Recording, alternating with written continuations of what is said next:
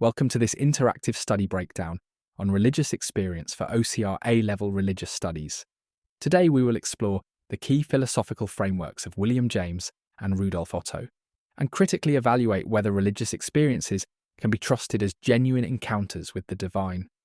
We'll examine reductionist challenges from neuroscience and psychology, and equip you with the analytical tools to construct high-level arguments. Let's map out the key scholars. William James identified 4 characteristics of mystical experiences: passivity, ineffability, noetic quality, and transiency. Rudolf Otto introduced the numinous, a unique feeling of awe and fascination that he argued is sui generis, meaning it cannot be reduced to anything else. Richard Swinburne defended the rationality of belief in religious experiences using his principles of credulity and testimony. On the critical side, Michael Persinger's God helmet experiment suggests that religious experiences can be artificially induced by stimulating the temporal lobes, while Feuerbach argued they are merely projections of human desires.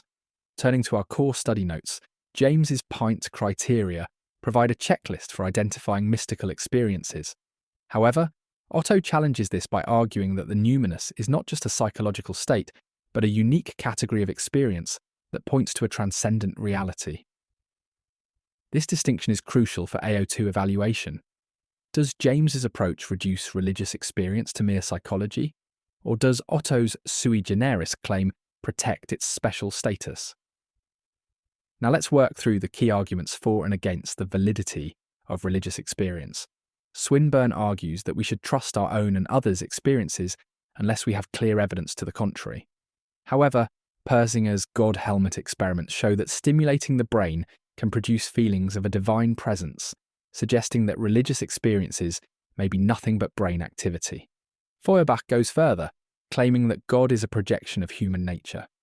Otto counters by insisting that religious experience is sui generis, a unique phenomenon that cannot be reduced to neurological or psychological explanations. This debate is central to your exam. Let's work through a 10-mark AO2 question. The key is to present both sides and then evaluate. Start by defining religious experience and outlining James and Otto. Then introduce Persinger's God helmet as a scientific challenge. Use Swinburne's principles to defend the validity of religious experience. Critically evaluate. Does Persinger's experiment actually prove that religious experiences are nothing but brain activity? Consider the veridical nature of the experience. Conclude by weighing the arguments, perhaps favouring Otto's sui generis claim that religious experience is irreducible. Watch out for common pitfalls. Many students simply describe James and Otto without critically evaluating them. Remember, examiners want analysis. Also, don't confuse the numinous with mystical experiences. They are different. Always define key terms like veridical and sui generis to show your understanding. Most importantly, ensure that 60% of your answer is evaluation, not just description. Use phrases like, "This challenges the view that," and, "However, this is problematic because."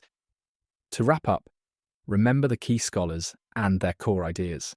William James gave us the pint criteria for mystical experiences.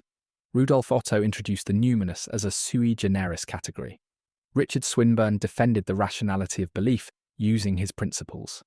On the critical side, Michael Persinger's God helmet suggests a neurological basis, and Feuerbach argued for psychological projection. The central debate is whether religious experiences are veridical encounters with the divine or can be explained away by science and psychology. Use these tools to construct a balanced, critical argument in your exam.